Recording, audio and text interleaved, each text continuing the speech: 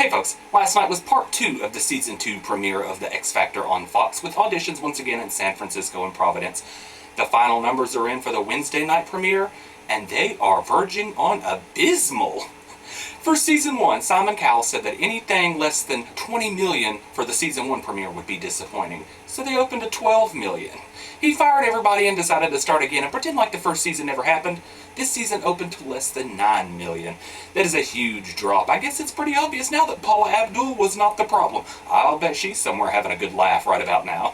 Now the problem is they are taking too long to get to the show. All the riffraff. You know, you have to really grab an audience within the first couple of minutes of the show, or they're just going to get bored and flip the channel. And for the first 5 minutes, we're watching trucks drive around and people in the crowd screaming, and random people in the parking lot professing their love for Britney Spears, and the judges signing autographs. Get to the point. That's why people turn the channel and watch The Voice. The Voice within the first 2 minutes was getting onto the first audition. So, I still love the show, although I'm disappointed that they're not showing much talent.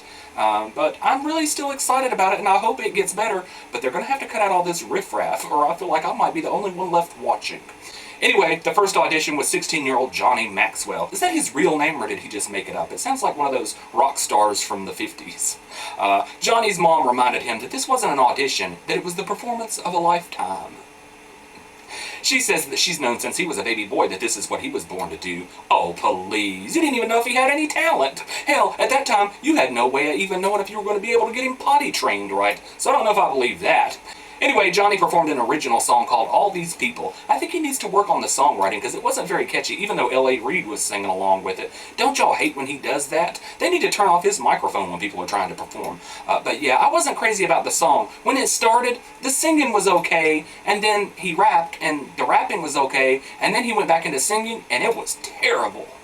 And by the time it was over, he could barely breathe. So I think he needs a lot of work, because most people really do better with their own music than they do with covers since they wrote the song. Take last season's Chris Renee, for instance. Terrible singer, unless he was singing his own music. Johnny Maxwell can't even make his own stuff sound good, so I would have told him no. The judges loved him, though. He got enthusiastic yeses from all of them except Simon. Well, he got a yes from Simon, but it wasn't as enthusiastic. He said that he was a better rapper than a singer.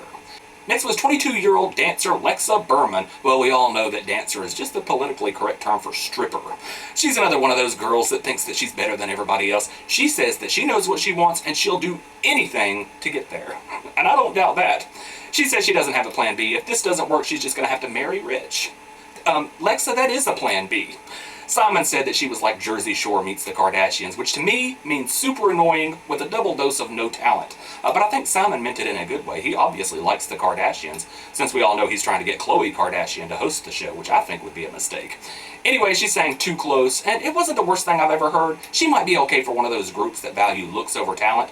Which reminds me, how many of y'all remember Simone Battle from Season 1? She came out with this same attitude, like she was better than everybody else, and ended up making it on the live shows, even though she wasn't a good singer.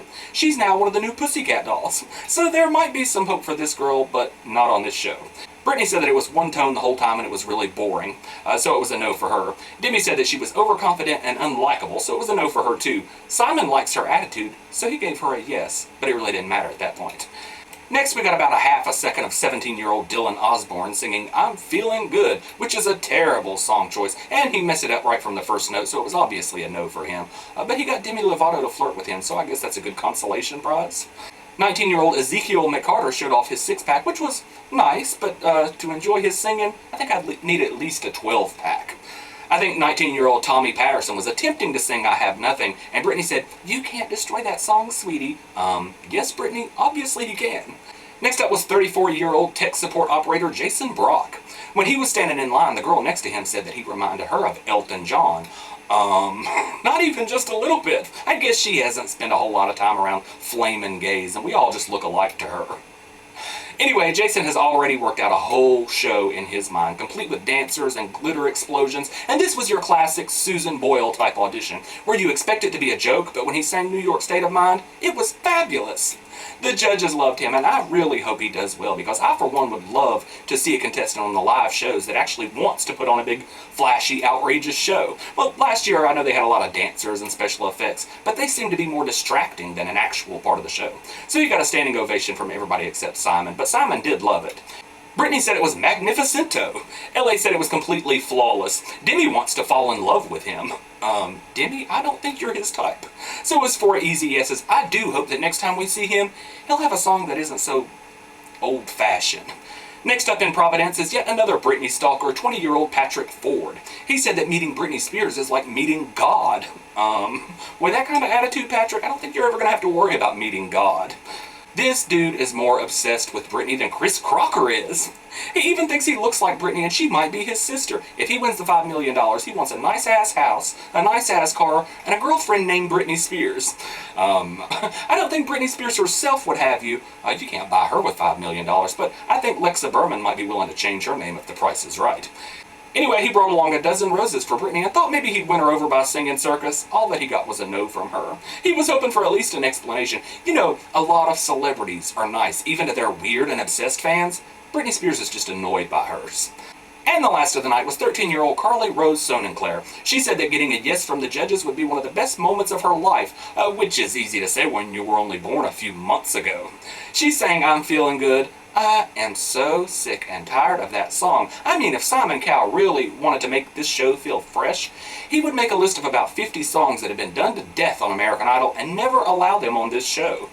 And this song would be really high on that list. Don't get me wrong, Carly did a fantastic job. I usually hate hearing kids sing, but she sounded a lot older than 13, so I thought she was fantastic. Easily the best audition of the night, and probably the best of the season so far, but I just can't help thinking about how much better it could have been with a song that we haven't all heard a trillion times. She got a standing ovation from the judges. Britney called her a little diva. L.A. said, you may be 13, but your soul is old. Simon said a star has just walked out on that stage, and Demi said that she wants to buy Carly's music right now. So it was obviously 4 yeses for her, and that was it. We were like 5 auditions. If they would cut out all this time, because I really hate seeing 2 seconds of a bad audition, and then 10 seconds of the judges talking, and then 2 seconds of a bad audition, and then 10 seconds of the judges talking. It feels like half the show is being wasted. They could have fit at least 10 good auditions in there. Maybe put 2 bad ones in there with it. Because the whole thing seemed to drag along. And I like to get to the point, but I still enjoy the show, but they might want to make some changes. So anyway, leave a comment. Let me know why you think the ratings are bad so far for this season. Subscribe to me here on YouTube. Be my Facebook friend. Follow me on Twitter. And I'll see y'all next time.